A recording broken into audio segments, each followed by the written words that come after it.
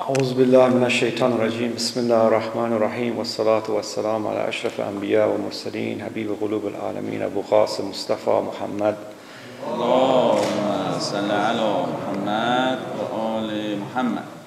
I'd like to, since tonight is our final night, I promise to answer some questions rather than ask only questions.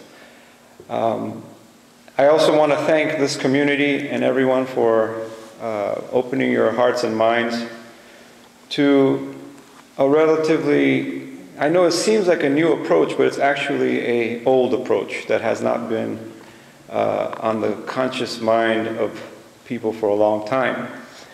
And we began this journey by focusing on a segment of the prayer that is a traditional part of the prayer each night of Ramadan, which is this ardent desire, Allahumma inni narghabu ilayk fi dawlati kareem tu'izzu bihi islam wa ahla wa tudhillu bihi nifaqa wa ahla.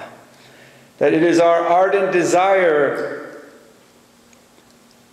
to bring forward the divine just state. And all along what I've been trying to show is that the divine just state has a design, has a methodology.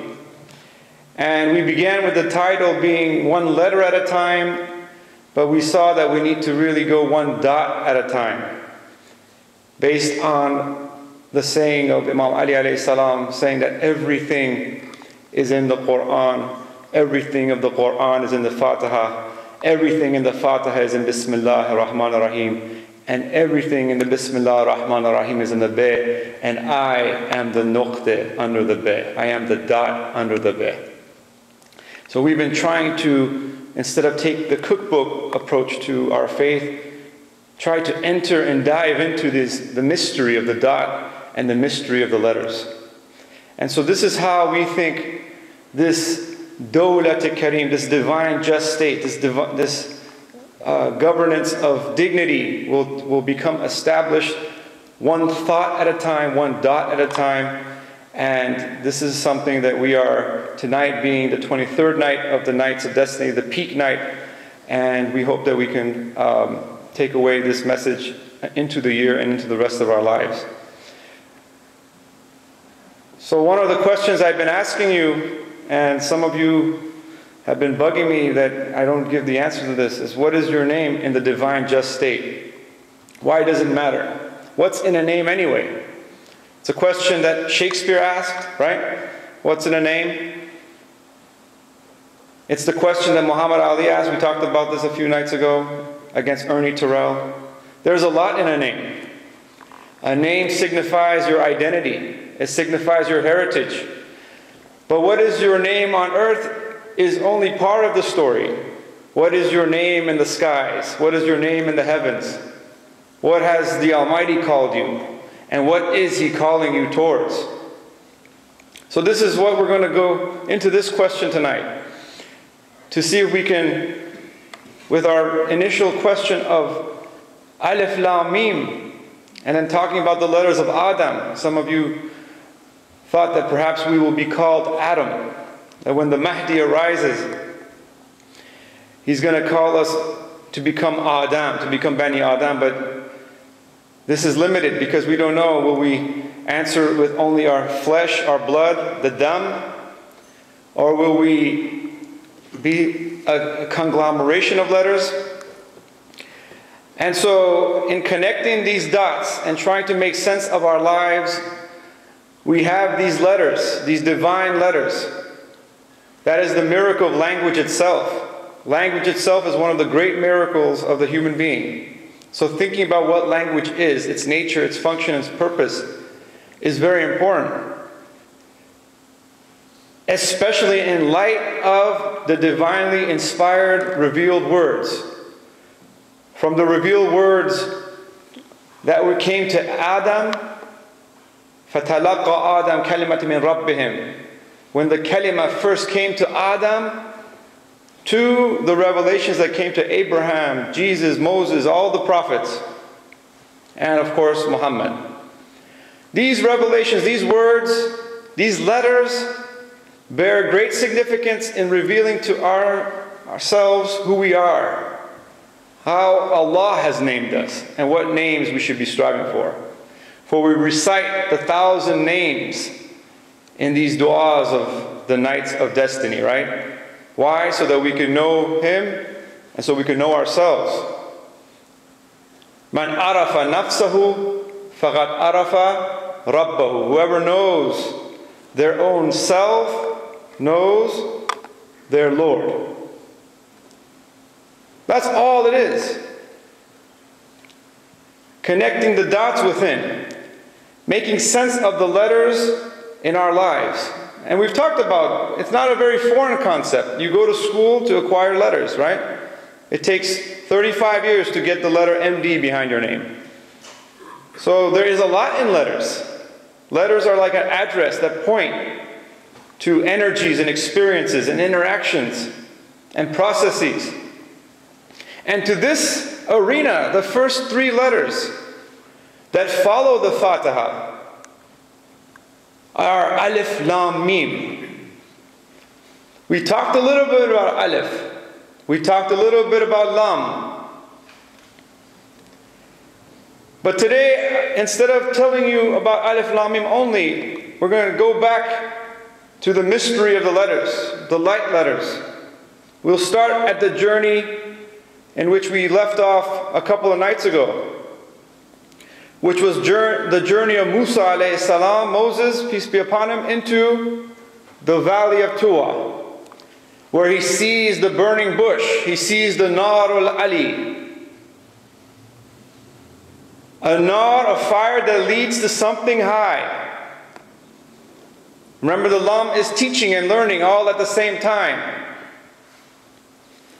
And when Moses approached this nur, this nar, he received the light, he received the letters, he received the commandments, he received the tablets, and then he came back to his people.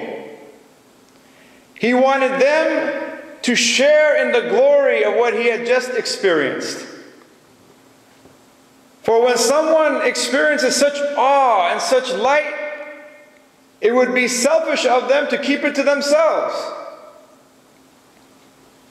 The philosopher Plato gives you the analogy of the cave, where there are 3 people in a cave and they're looking at the shadows. And to them, the shadows are the reality. And then one of these people escapes from the cave and sees that the shadows are reflections of colors and light and all these different things. And he comes back to share with the people in the cave and say, look, these shadows that you are fixated on, these are not reality. They're only a reflection of reality. And then they start to fight with him. They think he's crazy. You know, the story begins. The story of all the prophets begins, right? They go receive some higher truth. They try to come and explain it to the others, and the others will not have it. They are trapped in the shadows. It's as if they don't want to go to the higher place. They don't want to go to the nar al-ali, the fire that is the highest intensity of energy. But finally, Moses convinces some of the elites of the children of Israel. He says, look, I'll take you to what I saw and what I felt. And perhaps you will see it too.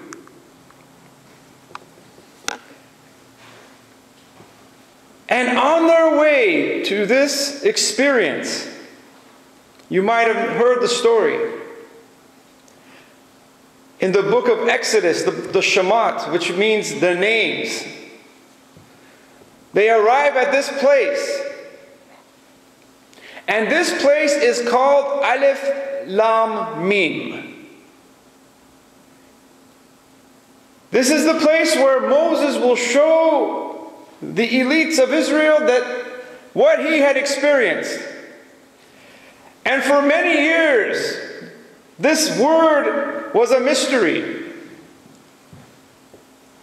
These are the 3 letters, Alif Lam Mim in Hebrew. And you know what it means? They said, we don't know what it means, but clearly it's something of great awe. You're in such a state of awe and love and excitement that you become silent. So when you look at the translation of this word, it says that awe that makes you silent. It is higher than love even. You remember in the story of Joseph, when he enters the room, what happens? The princess of Egypt, gathered all the elites of Egypt because they were wondering, what is this? What's the big deal about this Joseph? Who is he? As soon as he entered the room, they all became mute. They were in a state of absolute awe. That is higher than love. It is bigger than words. When words cannot express the excitement and the enthusiasm and the impression that is made on you, that is called Alif Lam Mim.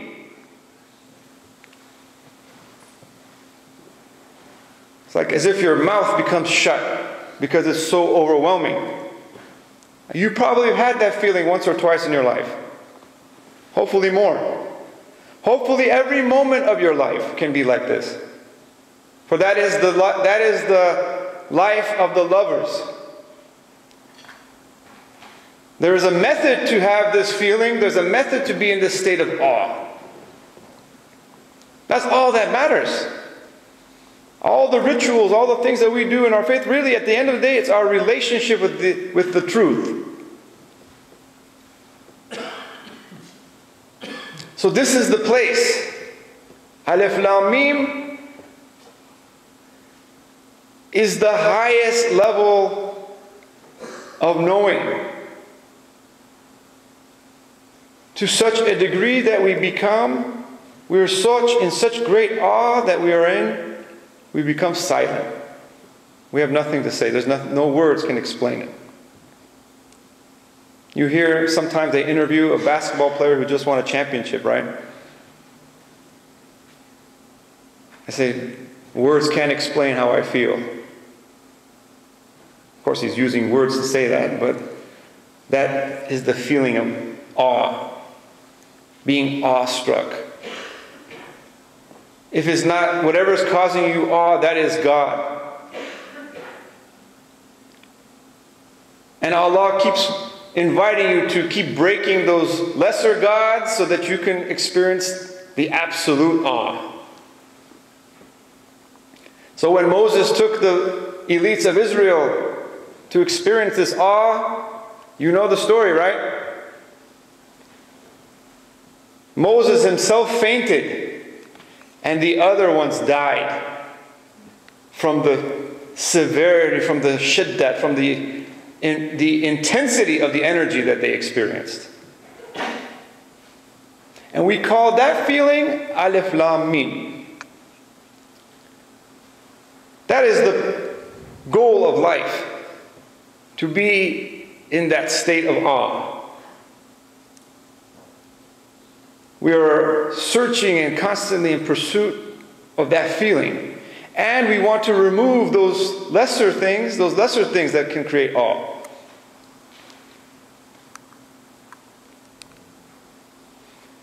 So that's Alif Lam Mim.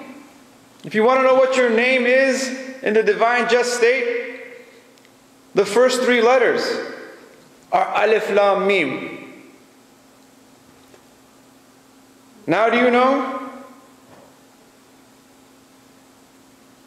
They say that when the riser of Al Muhammad, when he first appears, he invites 40 companions into a cave.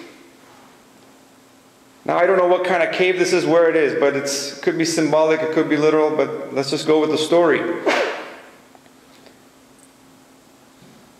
And he gives them a new kunya, a new name. And their new name is Alif Lam Mim Ha Dal Ya Al Mahdi. Your new last name in the divine just state is that you are the family of the Mahdi, one who is guided and one who guides to what? The feeling, the awe, the knowing of the Absolute.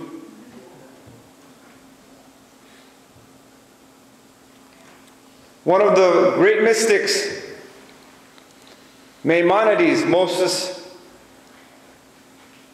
known as the Rambam, he says that love is the beginning of the journey.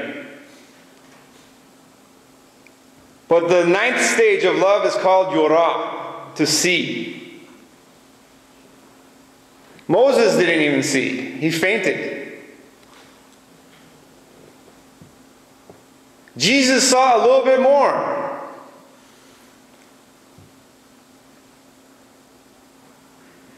And the one who sees, the one who is filled with love, is none other than Muhammad wa ali Muhammad. They took that story one step further, and the Mahdi, or the Kalki that we talked about last night in the Hindu religion, the same Ali that the Vikings were praying for. If you're wondering about the Vikings and those were the previous lectures. But all of them are moving towards this intense and high light. This is what the purpose of life is in 3 letters.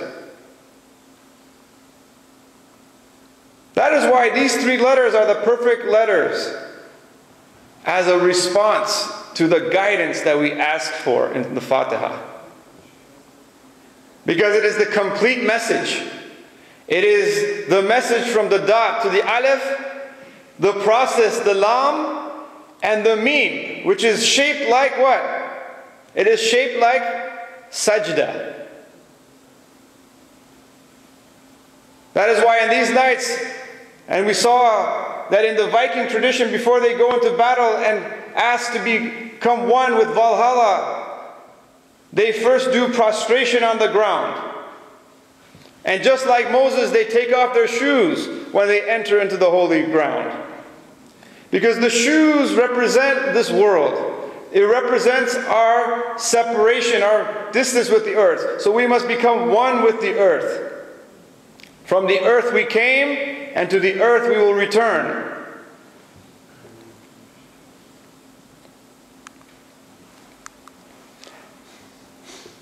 And this is the name that helps us connect the dots. This is what gives us the highest possible purpose, the highest possible goal. The most aspirational goal you and I can have is to strive for the establishment of the divine just state. And the divine just state will not be established unless every single person strives for it. There are no gaps in the creation. Allahu Samad. He is Samad, meaning He is Lord of the gaps. There are no gaps. No one is written off. No dot is written off. Everything must return to its Lord. And that invites us to strive for a patience and an endurance that has a long-term vision. We are not in this to just save ourselves. Religion sometimes can seem very selfish. If I do this amount of recitations, if I do this amount of prayers, if I do this amount of fasts, it's like a checklist. I'll go to the highest position and everyone else. No, it doesn't work like that. There's no divine just state unless everyone goes. That's why وَتَوَاصَوْا بِالْحَقِّ وَتَوَاصَوْا بِالصَّبْرِ. Teaching and learning, each one teach one. This is a fundamental ingredient of the process. And I'd like to conclude with a broad overview of the sentence that is created by the letters of light. These 14 letters are the muqata'a. These are the mysterious letters that form the letters that are introduced at various chapters of the Revelation. And if I were to ask you to make one sentence out of these 14 letters, I know that would be next year's, if there was a next year. A good puzzle for you to try to figure out. I'm not going to make you wait a year though. That in these 14 letters there is a secret. There is a code. And they spell one sentence that summarizes the path of Alif Lam Mim. That summarizes the path of Adam and all the prophets. All the prophets in the east of the earth and the west of the earth. We kind of talked about two of them. But that sentence that these 14 letters compose is Sirat Ali Haqqu Namsakahu. That the path of Ali, the highest path, is a truth that we hold. It's one of the great miracles of the Revelation. That these mysterious letters, these 14 letters by which God swears, can be used to create one sentence that basically summarizes the Sirat al-Mustaqim, the highest path. Sirat Ali Haqqu Namsakahu. This is a truth that we hold. And every messenger, every prophet, every sincere follower of the path, every Gnostic, every mystic is in search of that awe. That thing that makes you in a perpetual state of awe and gives meaning to your lives and helps connect all the dots. I'd like to once again thank everyone for inviting me to share these words over the last 6 nights. Inshallah, Allah gives us tawfiq to continue this work, to continue to connect the dots. I ask Allah for forgiveness for any mistakes that I made, and I ask for your forgiveness if I caused any confusions. All the errors are from myself, and all the truth is from Allah. أقول قول هذا وأستغفر لكم وصلى على محمد وآل محمد.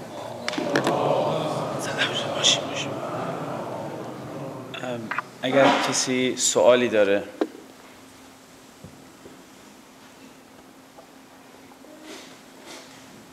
Mute.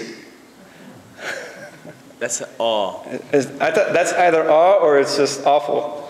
No, it's awe. It's the awe. اگه کسی سوالی داره فرصت مناسبی است که ما هنگ کردیم فعلا. هنگ کردیم. خب همون خودش نقطه شروعیه. Regarding the connection between the Alif Lam Mim and Aria, I couldn't get the point. How do you connect these two based on what historical background or what type of evidence or what fact? Because I got the point that you mentioned, but I couldn't understand how did you find evidence to connect these two together. Okay, the question this is a good question about the connection between Alif Lam Mim and Adam. So the background of that question was why the name Adam? Because Adam is not the pinnacle of our development. Adam is the beginning of our development. And in his name, the Dal is one of the letters that is not considered one of the 14 letters of light. Because that letter, the Dal, stands for the dunya. It stands for the material world. And so Adam's descent into this world is to do what? Is to transform himself and to become something higher, to elevate himself. And that elevation and that process of elevation is signified by the lam. The lam is the letter that means teaching and learning. It's originally a Hebrew letter that the lamed means to teach and learn at the same time. So what is Adam to learn? Adam already knows a lot, right? We are told Adam was taught the names of everything. But he was told not to eat from the tree of knowledge. right? But he does it anyway, and then لِتَكُونَ مِنَ الظَّالِمِينَ, and then he descends into darkness, and he's wandering for 40 years, and he has to eat from, he's crying, he's mourning, and then finally the kalima comes to him. So the kalima is something greater than the asma' kullaha, the names that he had been taught. So his knowledge increased. So Adam is the beginning of the journey. And Adam symbolically is the beginning of the journey for all of us. That our journey begins as Adam. It's not the conclusion. That's why Adam, Bani Adam, they were Ala Adam, that's not the name that the Mahdi will give you. Because that's the beginning. In fact, we have some narrations, and I know this is a little bit controversial, but that Adam actually returns to be with the Mahdi to finally fulfill his and share in the glory, so to speak, and become completed in his knowledge, in his knowing, in his state of awe, right? Because Adam, and this is also, we see this in all the prophets. When Moses, alayhi salam, when he reaches that point, he starts to think that no one can go higher than him. He thinks that he now knows everything. And this is where the 18th chapter of the Quran, that's talking about Surah Kaf, when he goes and meets with Al-Khidr, the green one, so that he could see that there's more to know. There is still something greater than the awe that you experience on Mount Sinai. And this is the journey of the human being, that the knowing of the Lord, the knowing of Allah is this very it's a long process. And the moment you think you got it all figured out, there's more. Right? I mean, that just makes sense, right? Because we're creative beings. No matter how much we learn and know, no matter how much awe-struck we become, it will still be more. There will still be one more dot. And that is the beauty of this infinite journey, right? So Adam's name has to go through a conversion. That was the summary of that message. ببخشید عذر میخوام.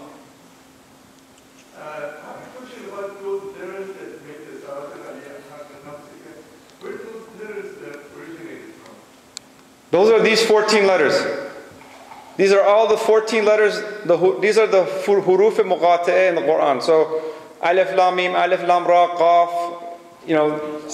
So all those surahs, 29 surahs that begin with these letters, these mysterious letters, those are the 14 letters. So there's 28 total letters. 14 letters are considered the letters of the light. The other 14 letters are considered the letters of the darkness. And so knowledge is completed through these 28 letters. In fact, we have a narration that says that when the Mahdi appears, the knowledge of the human beings will be 2 letters, and then he will bring forth 25 more letters. And so there's one more letter left. That letter belongs to the Almighty. Because the human beings can only know, we have a capacity to how much we can know. We can know a lot. And this is what makes us Khalifatullah, but we can never be. So the first step in knowing is to know that you cannot know everything. But you can know a lot. So you mentioned that the journey of the Adam is infinite, but it has to end, as you said earlier. And if that's so, what are the criteria for it to justify that this journey must end now? There is when I say infinite, it's a metaphor for a very long time. Or it could be, it's unknown where it ends, because we don't determine the end point.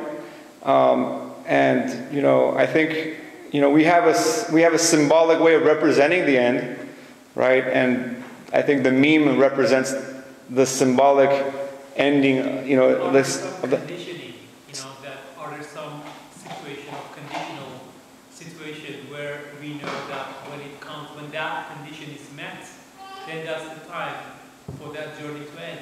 So what are they? Well, one end is another beginning, right? It's a cyclical process. Just because it ends doesn't mean it's over. Does that make sense? Something comes to a completion, but then the cycle repeats. and it goes to another level.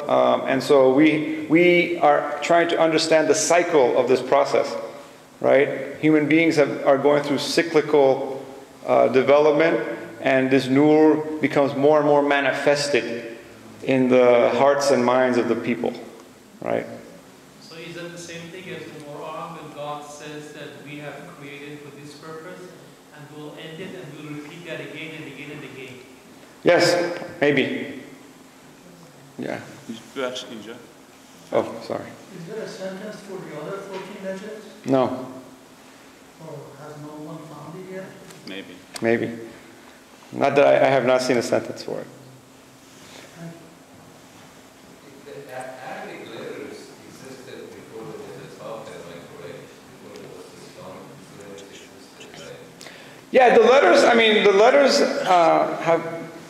سوالو میگن نمیشتم میشه سوالو تکرار کنم. The question is, did the letters exist before the prophet? Correct, I mean before. Well, the meanings that he gave to his letters, all So remember, the Arabs were an unlettered people. They did not write their words. They were illiterate in the sense that they did not have written language, but they were poets, they were oral culture, right? So I don't like to use the word illiterate because I think there's a little bit of a deficit view on that. But they had an oral culture, they had poetry.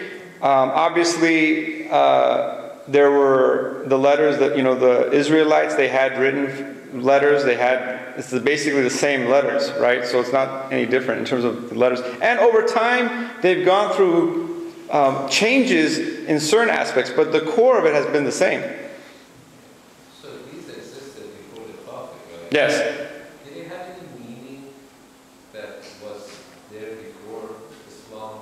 Like, did some of them like signify a house or something? For sure, yes, they had meaning. And that's where, you know, we have to trace the origin of these letters to, you know, literally to the time in which it was first used. And it goes even before that, the ancient Sumerians. The oldest written language that we have is the script of the Sumerians. And that is also very similar to the Semitic script. But it has gone through many transformations over time, but its core has been the same. So you saw, I showed you last time how the lam has changed, right? But it's always been the shape of a staff, right? Because it signified the staff of the shepherd, how the shepherd guides and teaches and learns with this staff. So that character, that feature has always been the same. So many people who speak Arabic don't realize that lam is lamed, shortened. In fact, many people don't know that the names of the letters actually have a meaning too. So that is one of the characteristics of the letters. Each letter has at least 9 characteristics. But most people are only familiar with the pronunciation of the letter. And you know, the alif actually technically has no pronunciation. It's a glottal stop. Alif has no sound. It is a glottal stop. Now you might say, well, you know, we say this, but it's a glottal stop that literally has no sound. And that's its function.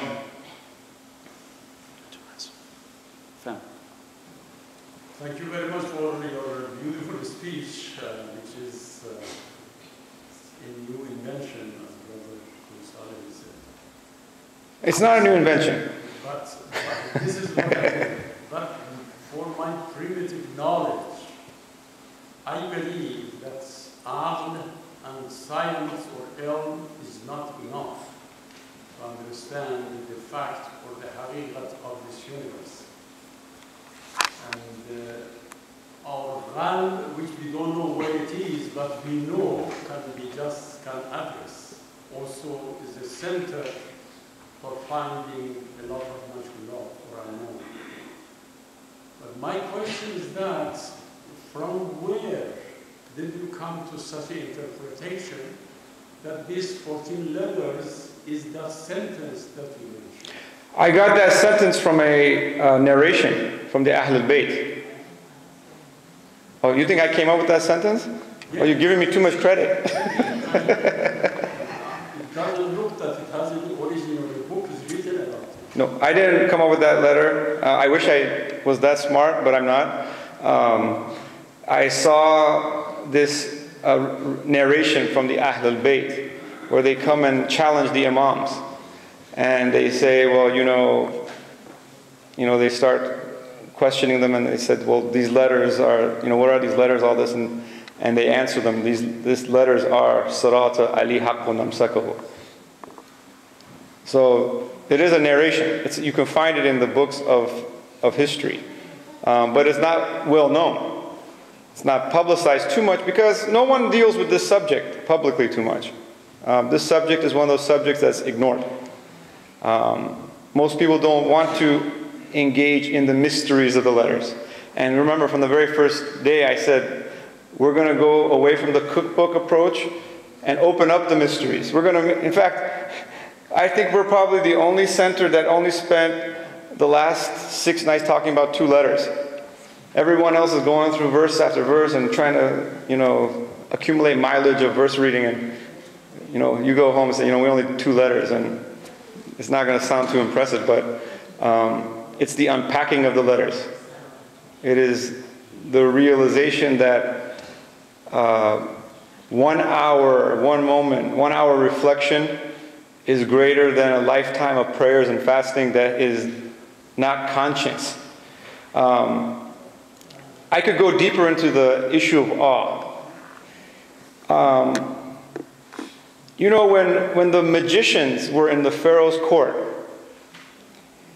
and they saw what was happening, the Quran describes it as, and they were thrown into sajda. فَتَلَقَّى السَّاهِرَةُ سُجَّدًا. And they were thrown into sajda.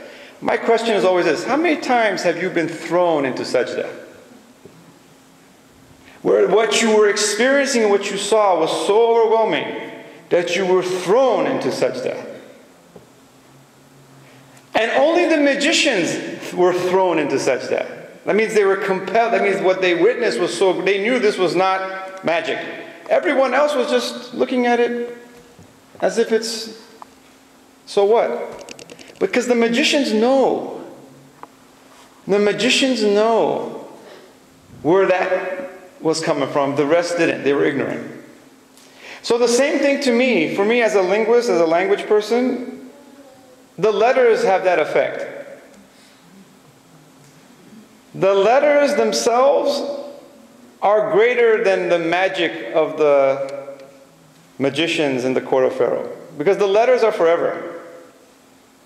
And the letters are within you already. You're born with it. You learn it. You speak. You are a natip. You are a... That's what makes you what you are, right?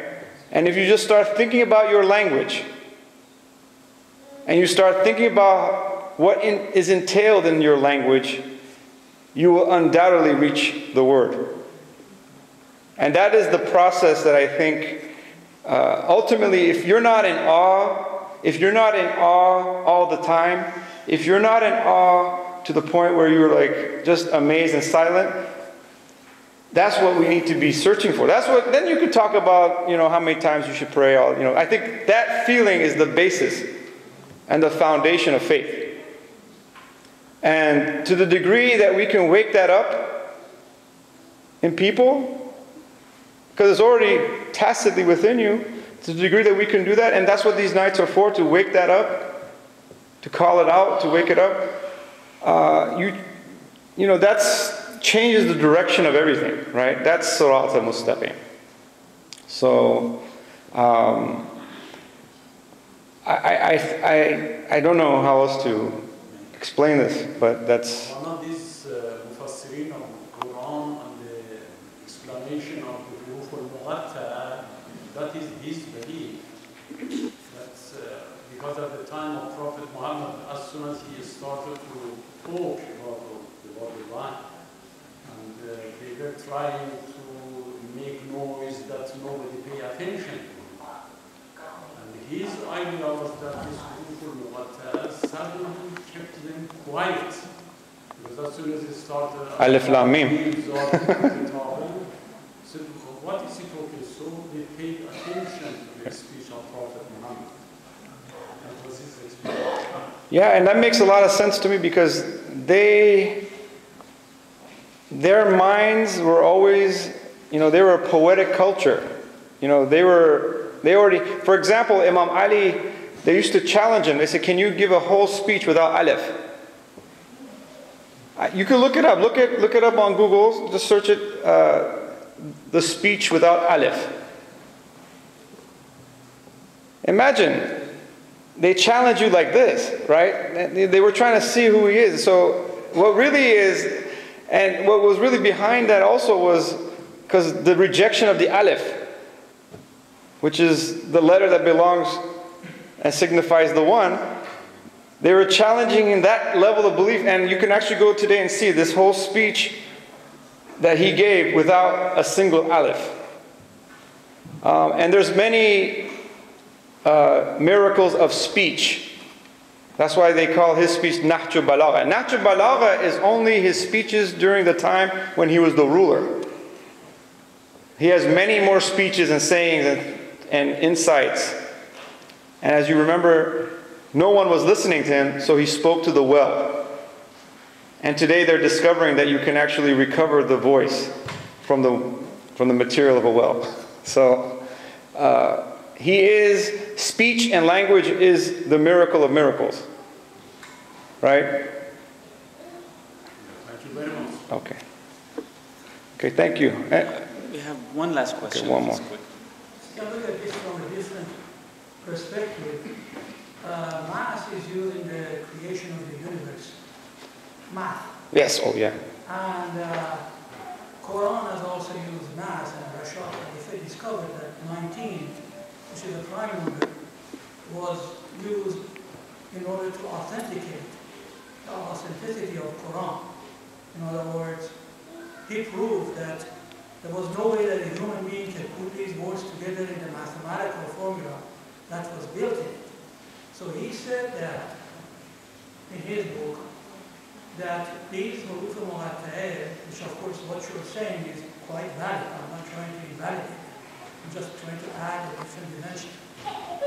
That these huruf muqatta'ah, like alif lam mim in Surah Baqarah, is that if you add all the alifs and lams and memes in Surah Baqarah and you try to divide it by 19, it is not divisible. When you add these three letters to that number, then it becomes divisible. So therefore, there are other examples in Quran about the use of mathematics. Some people have discovered word number 6, some have discovered word number 7.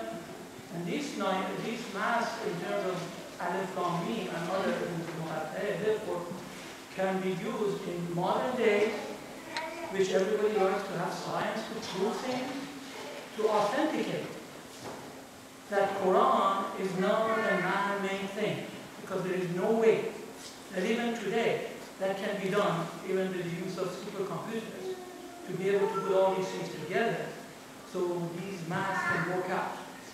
Right. Much less 1400 years ago. I think you could even include other scriptures in this discussion. And I am somewhat familiar with that argument about the 19, but I think the point that I want to emphasize from what you're saying is that mathematics is a language. Mathematics is also a tool, and it's a symbolic language. So it's a different. So when you look at, for example, a mathematical equation, your mind does not first go towards pronunciation. You're thinking on an abstract level. You're thinking on a different level, right? And I think the connection between math and language and the intersection of the two, and not really the intersection, just the overlapping of the two, is a whole different skill set that's needed to be able to read Quran, read scripture. Because many things are coded this way. And many letters are numbers and numbers are letters. All the letters are numbers and all the numbers are letters at the same time. So you have to be able to read that. And be able to infer that. And there's so much to be said about this. I don't have time right now to go into all the different examples of that, but I agree that's a very important point, the mathematical language of Scripture. And people apply the same principles to the Old Testament, the New Testament, the Sanskrit scriptures, And it's the same idea, that this is a mathematical language. یک سوال دیگه هم آخرین سوال هست این سوال بفرمایید خواهش می‌کنم.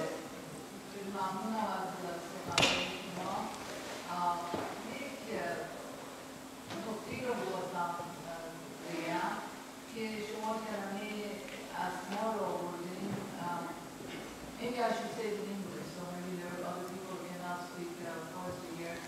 I'm thinking about the roots of the concept comes from the Bhagavata, where it talks about the Atma, the names. And then it says that the angels couldn't respond, but the man did. That says the names.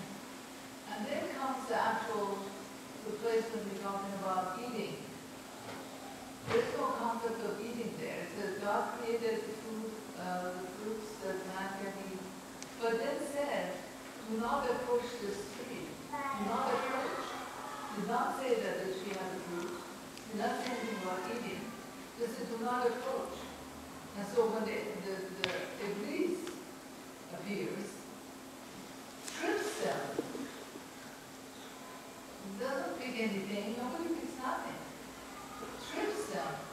With this tripping towards that tree, they lose that state of consciousness. They become to another level where they're no longer they can be there because they're changed now. And so what happens then, the next thing, in the next ayah, then talks about the God taught words. Not the names, but the words. Now when you talk about the words, then this is the place of consciousness. When you talk about the awe or say different ways of experiencing the world of the relationship of man to the world, or man to another man, or to the angels, or whatever.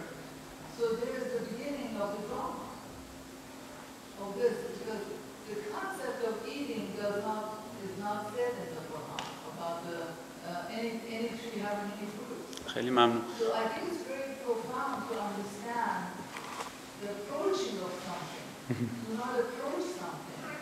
What does that mean? When we talk about thinking differently, we really forget about the myths that we have taught. We got to look at what Allah subhanahu wa ta'ala says in the book.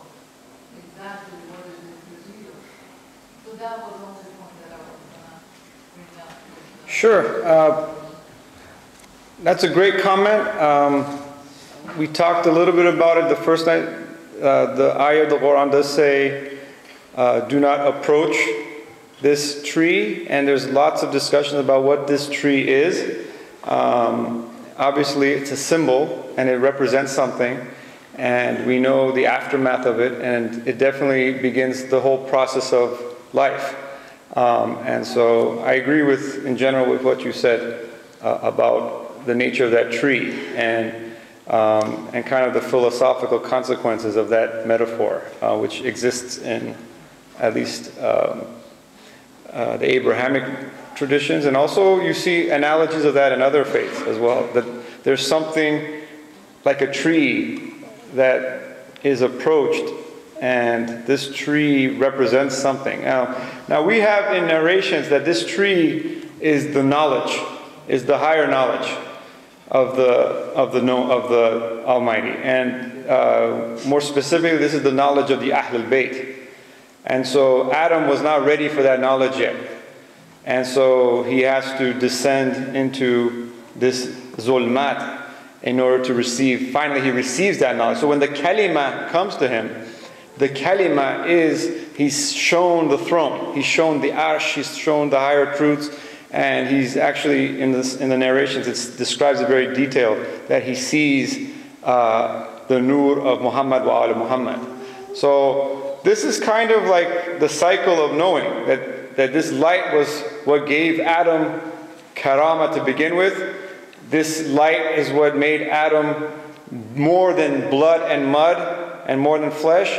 And this is what made Adam worthy of sajda. But Adam still had some ways to go. He still had more to ascend to. And so that level of paradise that he was at was still not the end of the Adam cycle. So Thank you. Okay. All right. Thank you.